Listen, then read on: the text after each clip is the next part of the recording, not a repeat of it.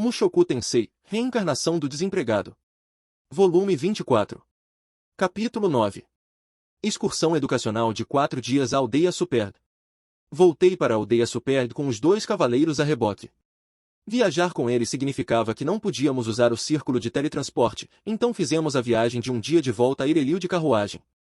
Passamos a noite em Ireliu.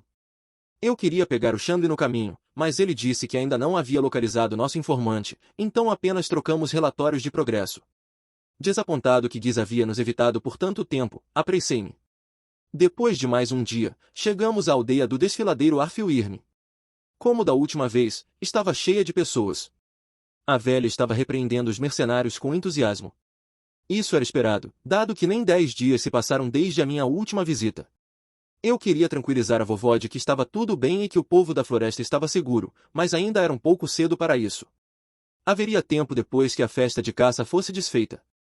Ficamos na aldeia e depois entramos na floresta na manhã seguinte. Estamos quase lá, devemos chegar lá pelo pôr do sol se partirmos de manhã. Peço um pouco mais de sua paciência. Mostre o caminho. Não quero demorar. Meus pés doem. Meus 2 soldados tendiam a reclamar. Primeiro, havia Galishon. Ele tinha um bigode magnífico e parecia muito com o oficial na recepção. Eles poderiam ser irmãos. Seu tom e a maneira como ele falava eram totalmente diferentes, no entanto. Ao contrário de Viskers da recepção, Galishon era muito mais direto e parecia um pouco áspero. Ele também era impaciente. Eu ia pagar pela hospedagem deles na pousada, mas antes que eu pudesse dizer uma palavra, ele pagou tudo, incluindo a minha parte. Na estrada, no momento em que viu que era hora de acender uma fogueira, ele já estava juntando lenha. Também houve o momento em que fomos atacados por monstros. Ele realmente tentou liderar a luta. Claro, eu acabei lidando com os monstros no final. Não poderia permitir que ele se machucasse. Quanto a Sandor, ele era da variedade de rosto comprido, com cara de cavalo, se você quisesse ser maldoso. Ao contrário de Nokopara, onde quer que estivesse, ele não era realmente um cavalo. Em comparação com Galishon, ele era mais descontraído. Ele sempre usava um sorriso bobo e nem sequer sacou sua espada quando os monstros apareceram. Ele também não era muito falador, quando não era necessário que ele falasse, ele se calava. Curiosamente, no entanto, ele era curioso sobre tudo. Assim que descobriu que eu podia usar magia não vocalizada, ele me fez uma série de perguntas surpresas. Ele estava vestido como um soldado, mas talvez fosse um mágico. Às vezes, pegava Sandor me dando olhares significativos, como se estivesse me avaliando. Isso me fez sentir como se estivesse sob observação, mas eu não podia fazer nada a respeito. Eu era o cara que havia aparecido do nada, instando-os a cancelar a festa de caça. Ele provavelmente tinha ordens para ficar de olho em mim, caso eu fizesse algo suspeito. Era natural que ele estivesse em guarda. Era literalmente o trabalho deles me observar. Mesmo assim, por algum motivo, isso me deu arrepios. Eles mal olhavam para o Doga, curiosamente. Apesar de sua aparência, ele era um garoto inocente e eu não achava que ele tinha cérebro para enganar alguém ou algo assim. Talvez eles tenham percebido isso e foi por isso que não estavam em guarda. Na estrada, fiz uma campanha de informações positivas para o Superd, direcionada a Galishon e Sandor. O povo Superd são boas pessoas. Eles são um pouco diretos, mas desde que você os encontre racionalmente, eles responderão de boa fé. Eles também são gentis com seus filhos, aliás. Nós não somos crianças. Sim, claro, mas não se preocupe. Eles serão acolhedores com vocês. Infelizmente, eles estavam céticos quanto ao Superd. Se aparecessem assim, não importaria se o Superd os recebesse, eles suspeitariam da própria comida colocada diante de seus rostos. Sem mencionar que houve uma praga na aldeia até recentemente. Eles podem hesitar em comer a comida. Mas, felizmente, o Superd tinha os alimentos da equipe médica agora. Tudo isso foi produzido no reino de Asura, então deve ser delicioso. De qualquer forma, eu queria que eles vissem as vistas da aldeia Superd. Passaríamos bons momentos juntos. Chegamos ao desfiladeiro do Uirme terrestre. À nossa frente estavam 2 pontes. Por que há 2 pontes? Uma já estava lá originalmente. A outra foi a que eu construí. Eu não queria que a ponte antiga desabasse enquanto eu estava no meio do caminho, então usei magia da terra para construir uma nova. Por qual delas cruzamos? Por esta, eu disse, apontando para minha ponte. Imediatamente, Galishon pulou nela e começou a atravessar. Apesar da altura e da falta de um corrimão, ele marchou sem hesitar. Ele não estava com medo? Acho que não. Seguiu com Sandor atrás de mim e Doga no final. Por favor, não desabe, eu disse baixinho. Se eu tivesse cruzado primeiro e a ponte começasse a desabar, poderia ter me salvado, mas Galichon insistiu em ser o primeiro. Ele era como Ares. Talvez Galichon fosse também um lutador do estilo Deus da Espada. Tem dragões terrestres lá embaixo, Sandor disse. Virei-me e o vi limpando a garganta, olhando para baixo. Você é deste país, certo, Sandor? Você não sabia? Eu sabia, mas é a primeira vez que venho aqui. Faz sentido. Pessoas que haviam visto todos os pontos turísticos em seus países de origem eram raras, e este não era um destino turístico. Ele era um soldado, então não estava prestes a entrar em uma floresta que todos foram proibidos de entrar. Pegue a cordilheira do Irme Vermelho no Reino Assura. Quase ninguém havia escalado esse conjunto de picos. Era a mesma coisa. Mestre Rudeus, você se apresentou como um seguidor do deus dragão Orsted, começou Sandor. Mas você já lutou contra um dragão terrestre? Não. Você fez uma magia espetacular na estrada. Se você lutasse contra um, acha que poderia vencer? Sua voz estava tremendo. Talvez ele temesse que um dragão terrestre subisse pelo desfiladeiro e nos atacasse. Não podíamos ver o chão do desfiladeiro. Isso fazia sua imaginação correr solta, imaginando o que poderia estar espreitando lá embaixo, e o que poderia sair voando. Não se preocupe, eu lhe disse. Não posso fazer promessas se cairmos no meio de um enxame, mas posso enfrentar um ou dois deles. Um ou dois, repetiu Sandor. Tudo bem. Ele não parecia tranquilizado. Ei! Andem, Galichon gritou. Enquanto conversávamos, ele já havia alcançado o outro lado e estava esperando por nós. Acelerei o passo para alcançar nosso apressado companheiro.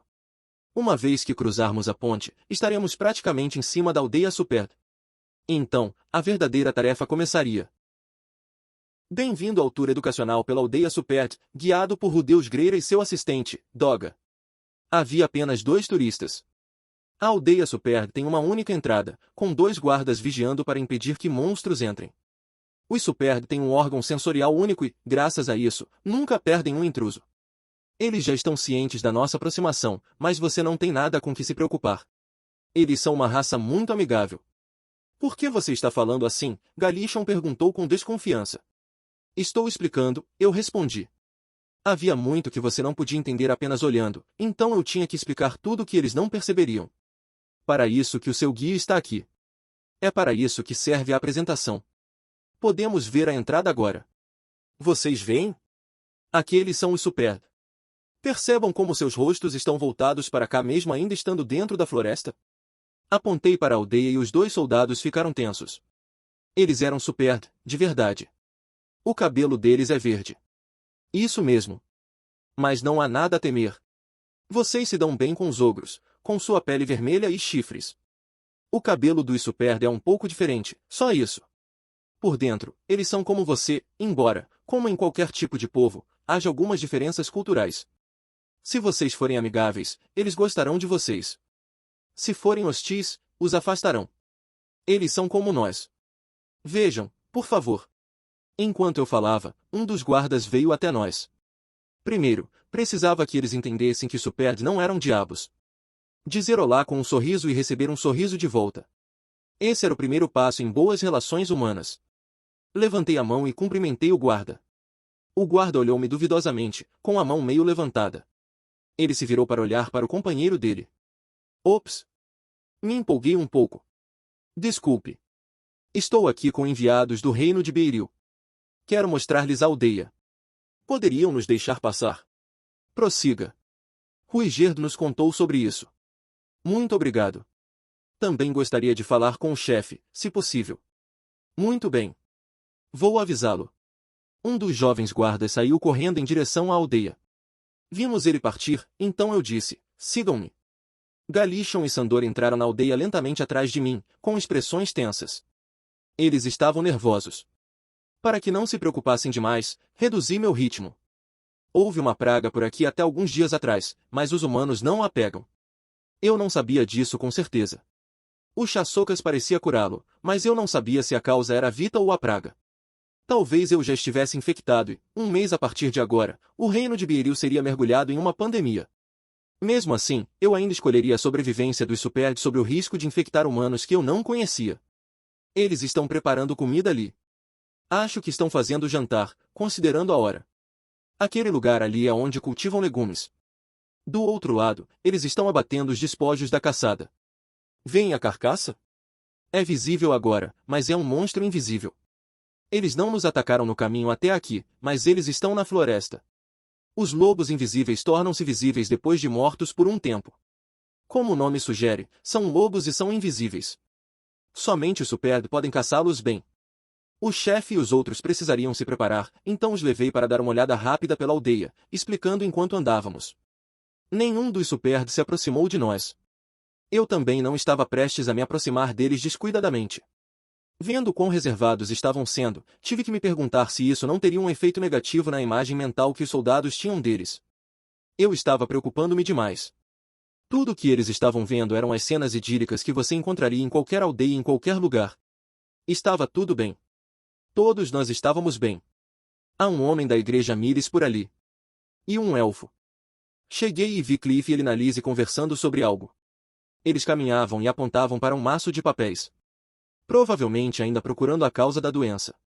Sim, ele é o principal arquiteto da recuperação do Superd de sua doença. A fé de Miris reconhece os Superd. Não a totalidade da fé de Miris, mas algumas de suas facções são aceitantes de demônios. Posso ao menos assegurar que a igreja Miris não vai enviar um exército ao reino de Beiril apenas porque vocês abrigam os Superd. Os dois soldados não responderam. Posso apresentá-los? Sugere. Não, está tudo bem. Acenei em cumprimento a Cliff. Ele me acenou de volta e cruzou os braços. Vê-lo vivendo pacificamente na aldeia Superd confirmaria que os Superd não eram uma ameaça. Cliff olhou severamente para Galishon e Sandor. Eu precisava de outro truque. Olhem lá! Tem crianças Superd vindo nesta direção. As crianças passaram correndo por nós, segurando bolas e rindo entre si. Não são adoráveis suas caudas. Todos os Superd têm uma. Elas eventualmente se transformam nas lanças brancas que carregam. As crianças são doces e inocentes, não importa de onde você venha, disse eu, seguindo as crianças com os olhos. Não acham? Os soldados não olharam para elas. Eles detestavam crianças? Não era isso. Eles estavam olhando na direção de onde as crianças vieram. Lá estava uma figura perturbadora em um casaco branco e um capacete preto. Galishon soltou um suspiro e sua mão foi para sua espada. Rapidamente me coloquei na frente dele. Esse não é um Superd. Apenas ignore ele. Então quem é ele? Esse é meu chefe, Deus Dragão Orsted. Sei que ele parece um pouco perturbador assim, mas ele é tranquilo. Ele deixará seu reino assim que isso terminar. Ele é inofensivo e não ficará por aqui. Por favor, fiquem tranquilos quanto a isso. Entendo, disse Galishon, após uma pausa que durou muito tempo. Orsted nos olhou por alguns segundos e depois se virou e se afastou. Conforme ele partia, a tensão dos soldados dissipava. A maldição de Orsted tinha o efeito de tornar situações tensas azedas. Por outro lado, após ver Orsted, deveria estar ainda mais claro que Superd eram não mais do que aldeões comuns. Há muitos guerreiros entre Superd, mas como você pode ver, mais da metade deles são mulheres e crianças inofensivas. Por favor, deixem de lado seus preconceitos e olhem para eles sem preconceito. Eles parecem demônios para vocês? Perguntei-lhes logo após terem dado uma olhada em Orsted. Eu estava claramente implicando quanto Orsted parecia mais diabólico. Pediria desculpas a ele depois. Não, disse Sandor no silêncio que se seguiu. Deixando de lado o Senhor Deus Dragão? A aldeia em si parece qualquer outra aldeia normal. Sim.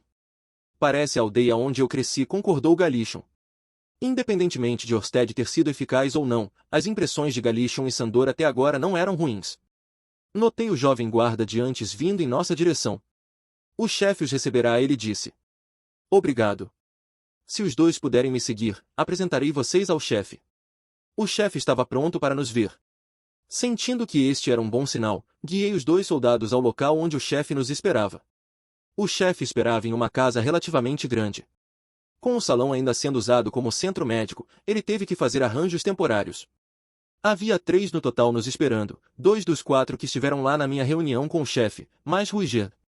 Os outros 2 anciãos ainda estavam se recuperando. Norna estava ao lado de Ruiger. Ao entrarmos, ela nos trouxe chá que já havia preparado com antecedência.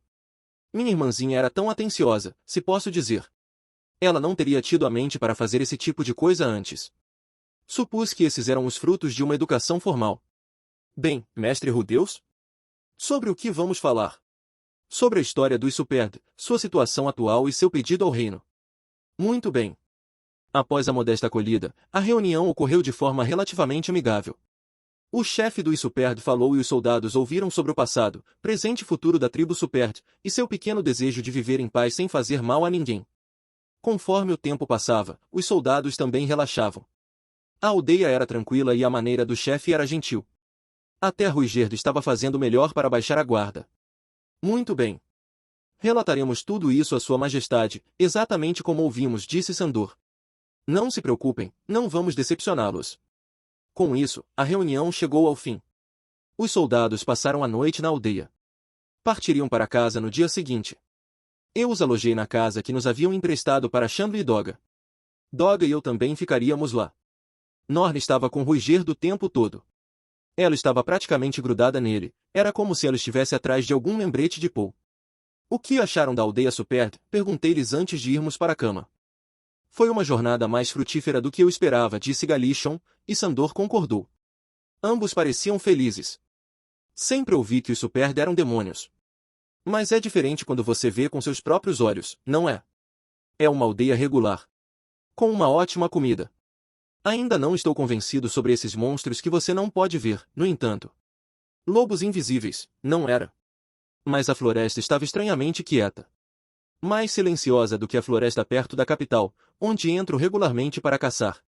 Suponho que seja verdade que eles estão caçando os monstros invisíveis, então, hein? Os dois continuaram encontrando isso e aquilo para elogiar sobre a aldeia até a hora de dormir. Parecia que o tour educacional pela aldeia Superd tinha sido um grande sucesso. No dia seguinte, decidimos que eu acompanharia os soldados de volta à capital. Disse-lhes que, se ficassem 2 ou 3 dias, poderiam ver um verdadeiro lobo invisível, mas disseram que precisavam voltar imediatamente para informar o rei e desmobilizar a equipe de caça. Partimos de imediato. Realmente havia sido uma visita rápida. Realmente queria que eles usassem o círculo de teletransporte, mas me contive. A pressa é inimiga da perfeição, como diz o ditado. Se eu errasse aqui, seria constrangedor. Fui dizer a Ruiger que os acompanharia de volta e depois deixei a aldeia. Os Superd deveriam ficar bem agora. Era hora de seguir para Giz. Queria saber onde estavam o Deus do Norte e o Deus Ogro. A coleta de informações de Chandler parecia ter estagnado por enquanto, e eles talvez já tivessem fugido deste país para outro lugar. Isso poderia significar que Sylphie estava em perigo. Esse outro lugar poderia ser o Santuário da Espada. Me perguntava como Sylphie estava. Esperava que ela tivesse feito contato com Nina em segurança. E como estava Ares? Esperava que ela não tivesse causado problemas. Ela provavelmente estava bem enquanto Roxy estivesse com ela, mas às vezes Roxy cometia erros. Não conseguia deixar de me preocupar. Quanto a Aisha e seu grupo. Eles ficariam bem, de um jeito ou de outro. Você vai voltar sozinho? Perguntou Galishon. Estava caminhando, perdido em pensamentos, quando ele se virou e me perguntou. Olhei em volta.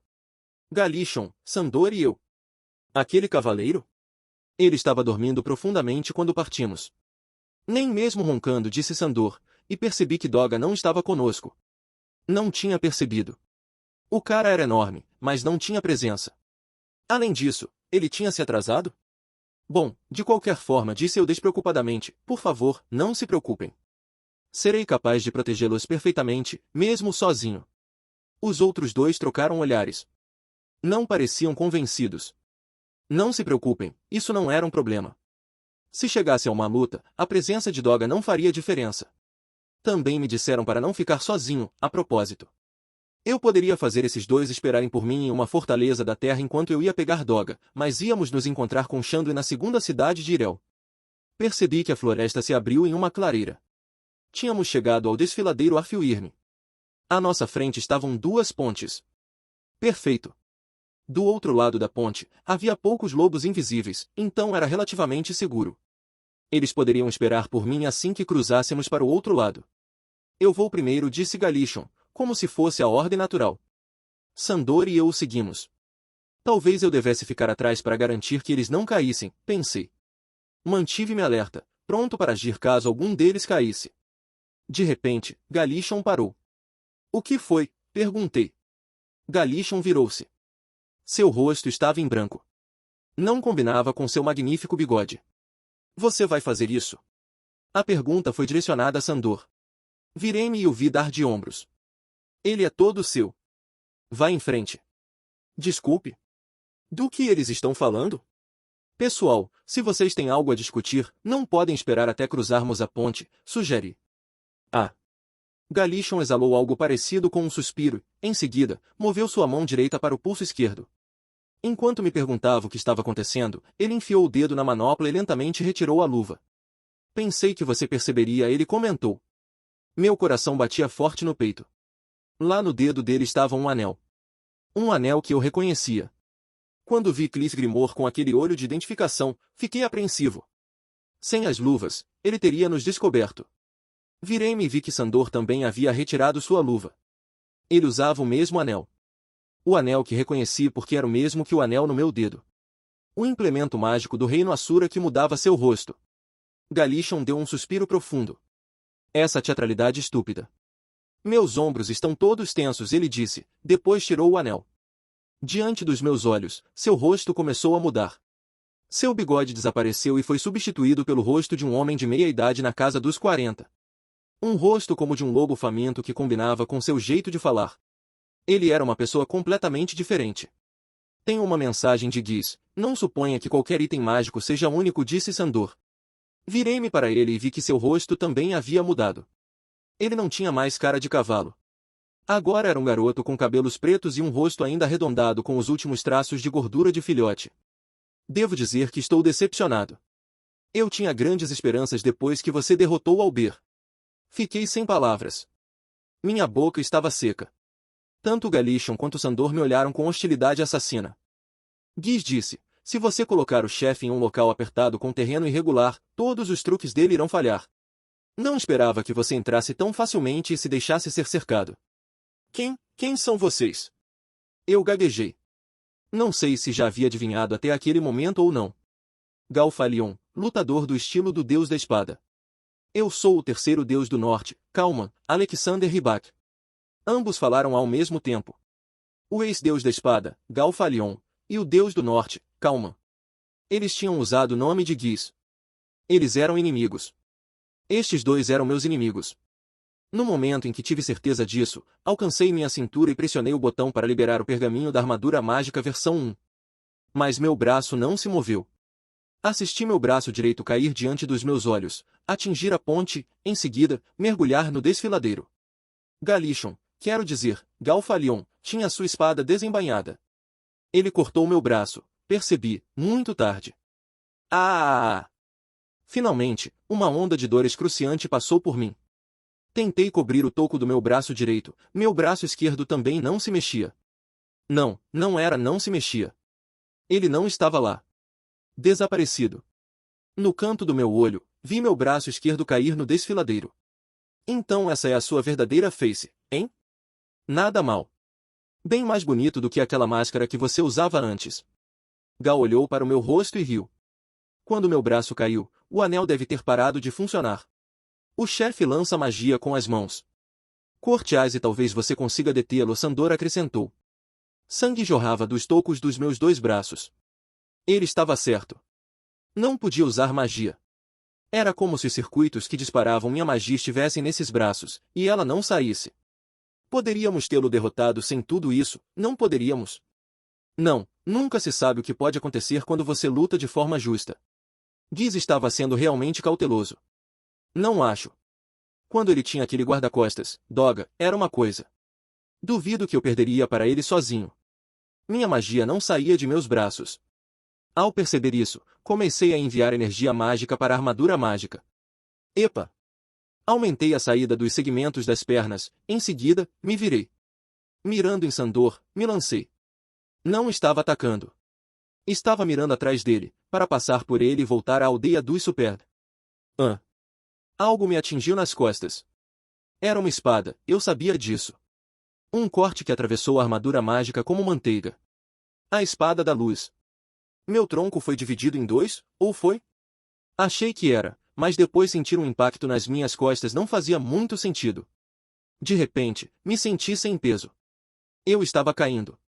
Minha visão estava girando, mas consegui distinguir Gal e Alexander olhando para mim sobre a beira da ponte desmoronando. Ah, pensei, chutei com toda a força da versão 2 atualizada e perfurei a ponte. Continuei caindo. Com ambos os braços perdidos e nada que pudesse fazer, continuei a cair. Toda a força havia saído do meu corpo. O medo tomou seu lugar. Eu estaria morto em um momento. Assim que me rendi à morte inevitável, algo atingiu meu corpo com força e desmaiei. Gal Falion olhou para o desfiladeiro onde Rudeus acabará de cair e suspirou. Ele caiu. Alexander espiou o desfiladeiro também, com as sobrancelhas franzidas em dúvida. Você se segurou no final, Gal? Parecia quase que você não o cortou. De jeito nenhum. É isso. Ele levantou sua espada. Estava quebrada no cabo. Como qualquer um que entendesse do assunto poderia dizer, a espada era de aço fundido, uma daquelas distribuídas aos soldados regulares de Beiril. Não era lixo, mas também não era uma espada feita para durar.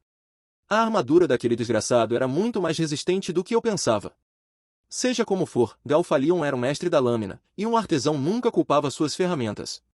Não havia necessidade de usar uma lâmina famosa para cortar um oponente de carne e osso. A espada fundida deveria ter sido mais do que suficiente, mas a armadura de Rudeus tinha sido mais resistente do que ele previra. Ele encontrou mais resistência do que jamais encontrara antes quando cortou Rudeus pelas costas. Devia ter trazido minha própria espada, Gal murmurou, jogando a espada no desfiladeiro. Não se culpe, Alexander disse, dando de ombros. Ele continuou a olhar para o desfiladeiro. Se tivéssemos nossas próprias espadas, nossas identidades teriam sido expostas. Ele também tinha uma espada comum de Beiril em seu cinto. Sem dúvida, não era uma lâmina adequada para o Deus do Norte. E agora? Descemos lá e terminamos o trabalho. Alexander fez um som indeciso. Depois que ele perdeu os braços, não pôde usar magia. Contanto que isso não tenha sido uma encenação, acho que estamos seguros. E lá embaixo está cheio de dragões da terra. Ele mesmo disse que poderia enfrentar um ou dois, mas definitivamente não um enxame, Alexander disse conclusivamente. Ele também não queria se dar ao trabalho de descer todo o desfiladeiro apenas para verificar se Rudeus estava morto. Matar Rudeus nunca foi o objetivo. Certo, nosso maior obstáculo está fora do caminho. Voltamos agora. Mal posso esperar pela luta com Orsted, Alexander suspirou. Ei, eu te deixei ficar com Rudeus, então você vai me deixar ficar com Orsted, certo? Os dois voltariam pela ponte desmoronando. Conversando casualmente como se nada de importante tivesse acontecido, eles voltariam para a estrada que levava à capital do reino de Beiril. Hein? Você só quer subir no ranking dos 7 grandes poderes. O que importa quem vai primeiro? Você está errado. Eu não quero um ranking mais alto. O que eu quero é ser um herói. Quero ser um deus do norte maior do que meu pai foi. Gal zombou. Ninguém o seguiu. Ninguém estava observando esse lugar, nem mesmo um supédio com seu terceiro olho. Após o caos causado pela praga, suas patrulhas de caça não estavam se aventurando longe da aldeia. Se alguém estivesse observando, os 2 homens não teriam lançado seu ataque na ponte. Sem furar a fila. Vamos seguir o plano. Essa foi uma das condições. Gal resmungou. É muito lento. E depois que Vita se adiantou, quem se importa com o plano agora? Com isso, Gal Falion e Alexander Rybak desapareceram entre as árvores. O desfiladeiro estava vazio. Apenas a ponte desmoronando permaneceu. Apenas a ponte e o silêncio. Capítulo 10. Desaparecimento.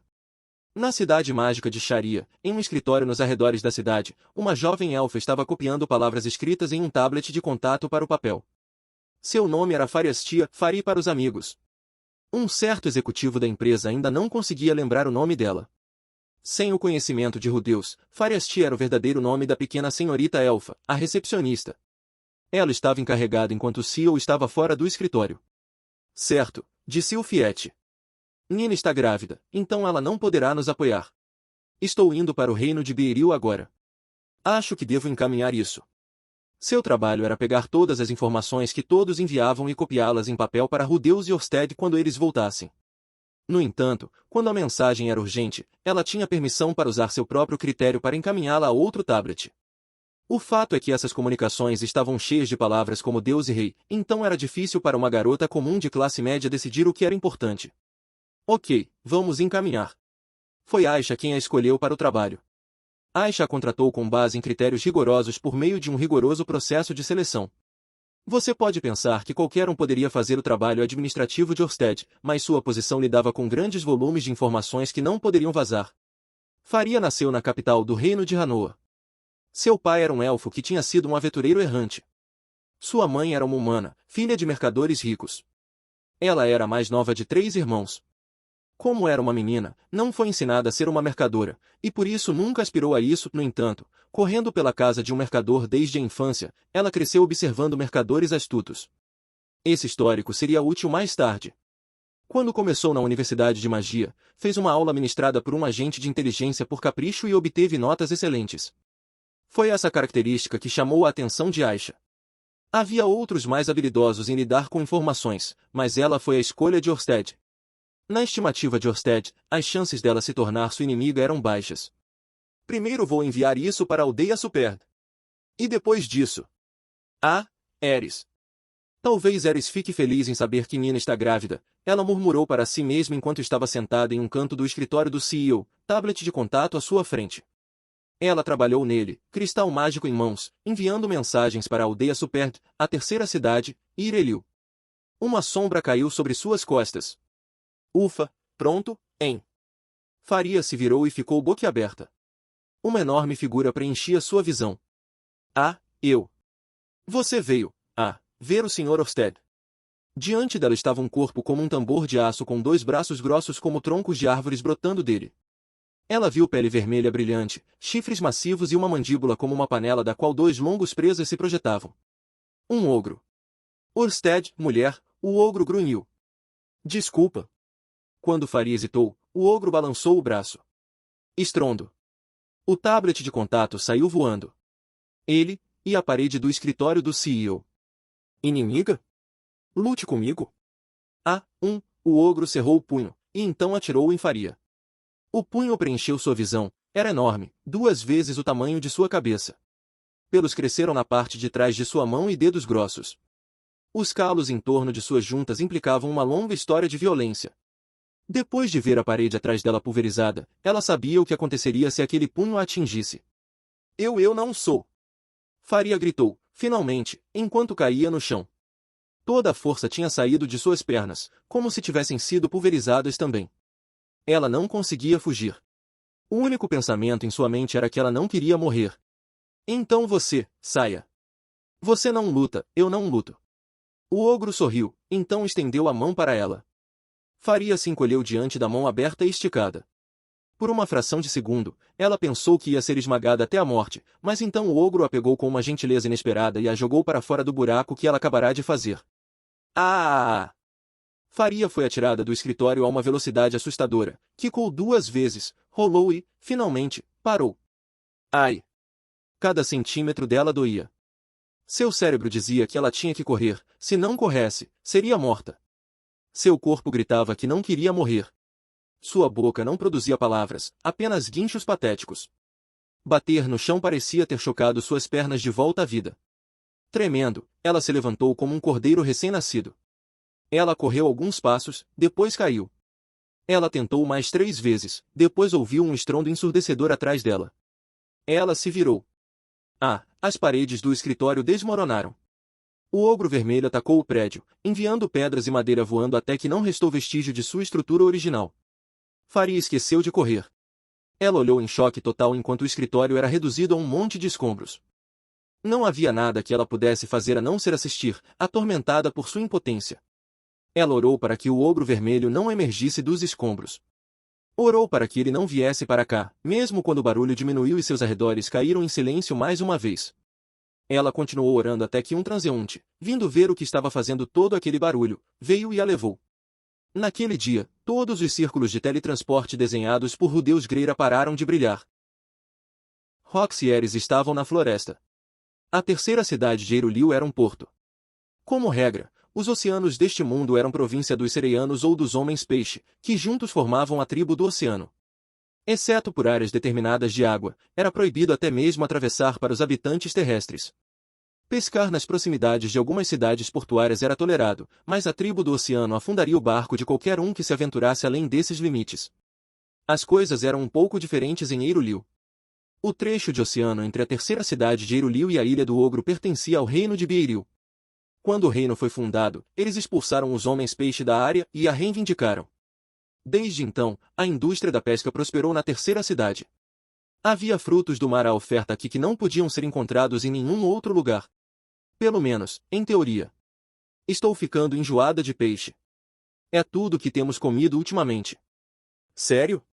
Mas é delicioso. Nos arredores de Eirulil havia uma floresta cercada por uma cerca. A cerca era menos para impedir invasores e mais para impedir que monstros saíssem. As duas caminhavam pela floresta mastigando peixe seco. Sim, mas é salgado. Por que colocam tanto sal nele? Imagino que seja para conservá-lo.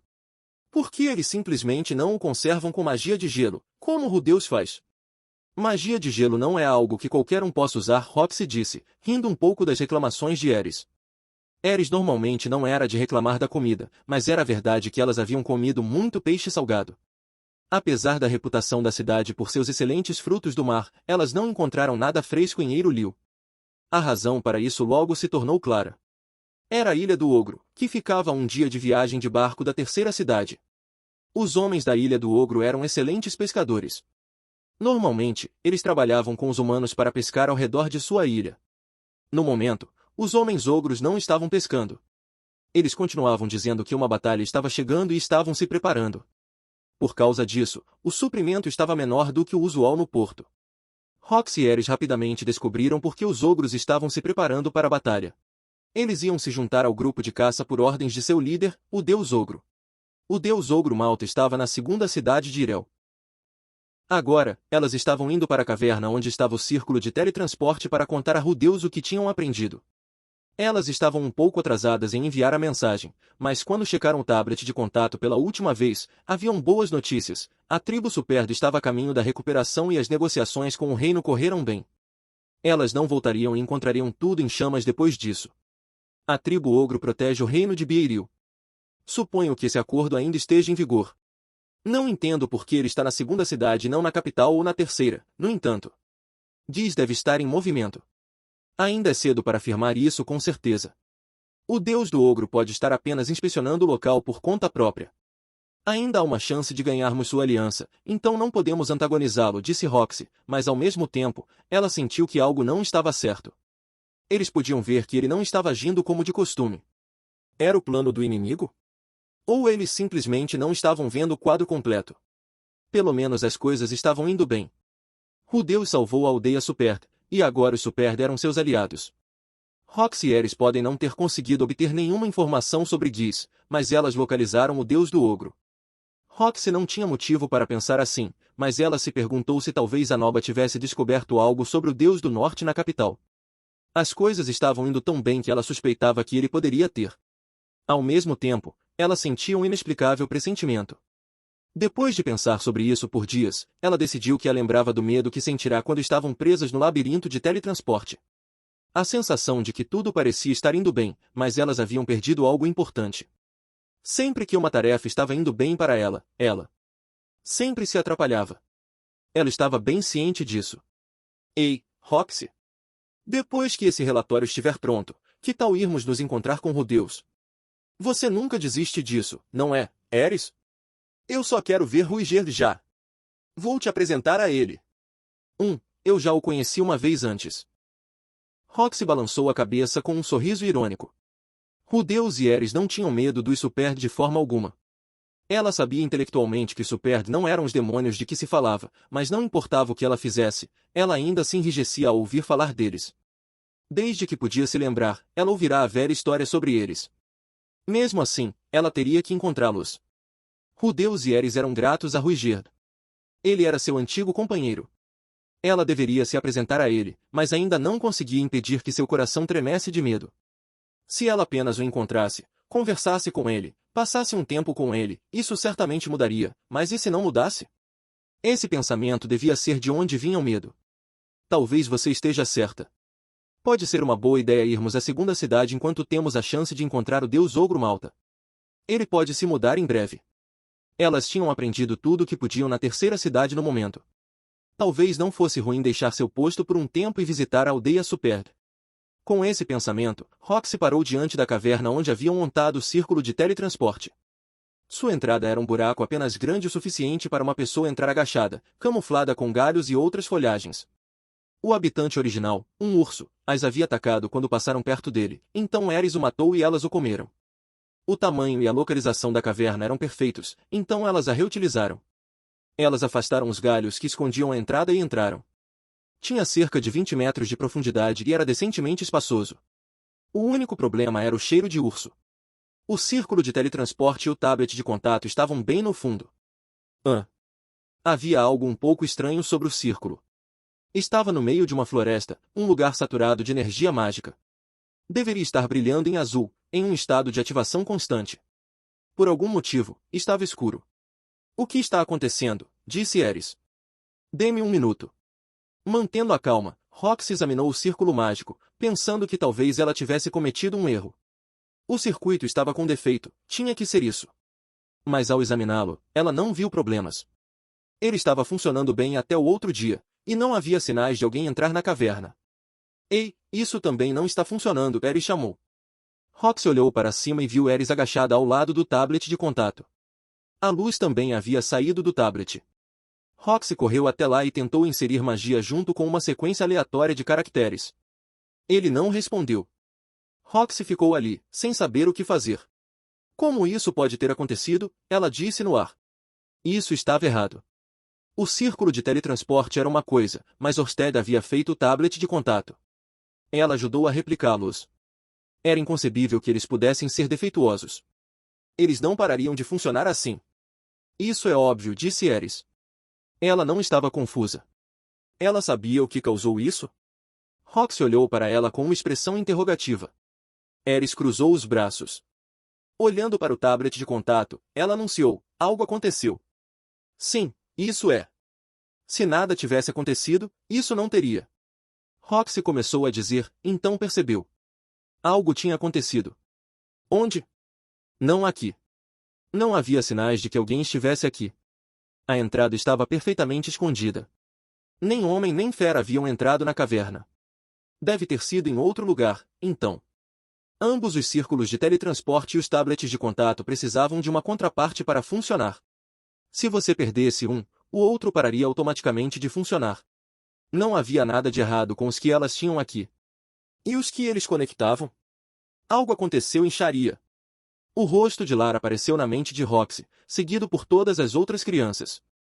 Lucy, Ars, Sid e Lilia e Zenith, que cuidavam delas. Se algo estivesse errado em Sharia, todos eles estariam. Roxy saltou de pé e correu para fora da caverna. Se esse círculo de teletransporte não servisse, ela pensou, encontraria um outro. Depois de alguns passos, ela parou. Se ela fosse o inimigo, e tivesse lançado um ataque ao escritório em Sharia, o que ela faria com os outros círculos mágicos? Ela não os deixaria em paz. Ela destruiria todos eles. O que fazemos? O que devemos fazer? Alguém já estava lidando com essa ameaça? De acordo com a última mensagem, Orsted não estava em Sharia agora. Se alguém estivesse atacando o escritório, havia alguém lá para defendê-lo? Roxy! Ares gritou, trazendo Roxy de volta a si mesma. Me diga o que está acontecendo. O círculo de teletransporte e o tablet de contato foram desativados. Não há problema de nossa parte, então o escritório de Orsted em Sharia provavelmente foi atacado. É possível que tenham atacado nossa casa ao mesmo tempo. Agora, não há ninguém na casa. Certo. Ares ouviu até metade, depois se levantou. O Deus sabe disso. Eu não sei. Ele pode saber. Ares ficou parada por um tempo sem se mover. Ela manteve a mesma pose e apenas puxou o queixo, com os cantos da boca virados para baixo. Depois de um momento, ela olhou para cima novamente, como se tivesse chegado a uma resposta. A casa estará bem. Sylph está lá, disse ela.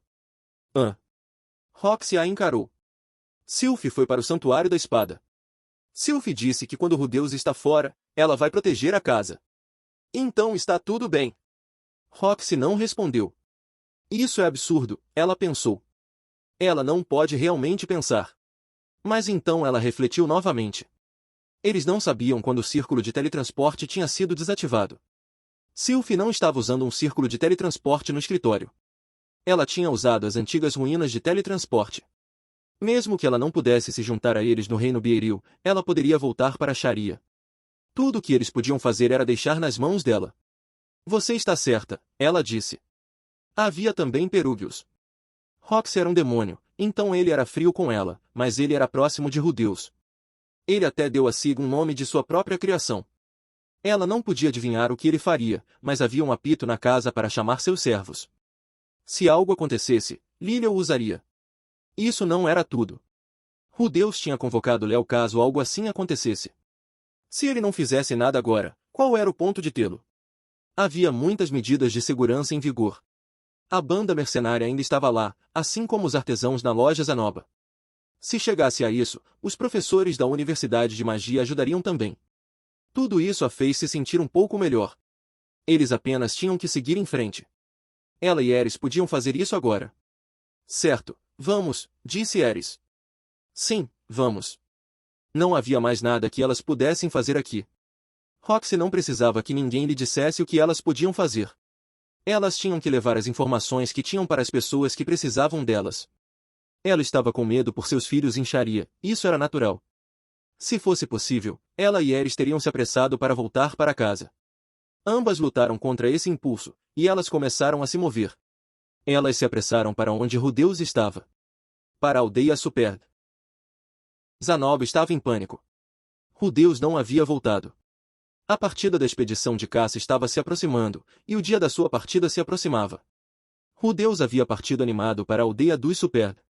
Rudeus. Zanoba sabia que ele usaria todos os truques que tinha para convencer os soldados, e todos fariam as pazes. As negociações falharam? A mensagem no tablet de contato dizia: fui bem-sucedido em persuadi-los. Sim, havia sido assinado por Orsted, mas Zanoba não podia começar a suspeitar dele nesta fase tardia. O que estava acontecendo? Talvez eles tivessem sido atacados por assassinos no caminho. Ou poderiam ter encontrado algum outro problema na estrada que os atrasou.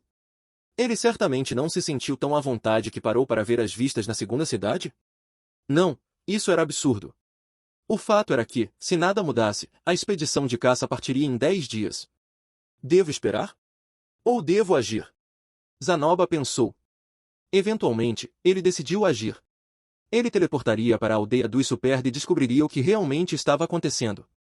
Tendo tomado sua decisão, ele não demorou. Ele levou Ginger e Julie e deixou a estalagem. Segurando sua bagagem, eles se apressaram para a cabana onde montaram um círculo de teletransporte. Isso não é bom. A luz do círculo de teletransporte do tablet de contato se apagou. Zanoba entendeu imediatamente. Algo estava errado no escritório. Após alguns segundos de reflexão, ele chegou à sua conclusão. Ginger. Sim, senhor. Vamos para a aldeia dos Superd. Entendido, ela respondeu, e acrescentou, e quanto à segunda cidade? Não vamos passar por lá. Se nossos inimigos estão aqui, é lá que eles estarão. Zanoba saiu da cabana e depois colocou a mão no bolso para pegar algo. Era um apito. Um apito dourado em forma de dragão. Sem hesitar, ele assoprou. Ele emitiu um trinado reconfortante. Nada aconteceu. Ninguém veio. Droga, estamos muito longe. Ginger. Julie. Havia um monumento às 7 grandes potências por perto? Que eu me lembre, não. Eu não vi nenhum. Havia mais de uma pessoa que podia operar círculos de teletransporte. Zanoba pensou em chamar Perúbios e pedir ajuda, mas não deu certo. Tudo bem. Me digam se virem um no caminho. Vamos para a aldeia dos Superd imediatamente. Sim, senhor. Todos convergiriam para a aldeia dos Superd. Talvez fosse cedo o suficiente.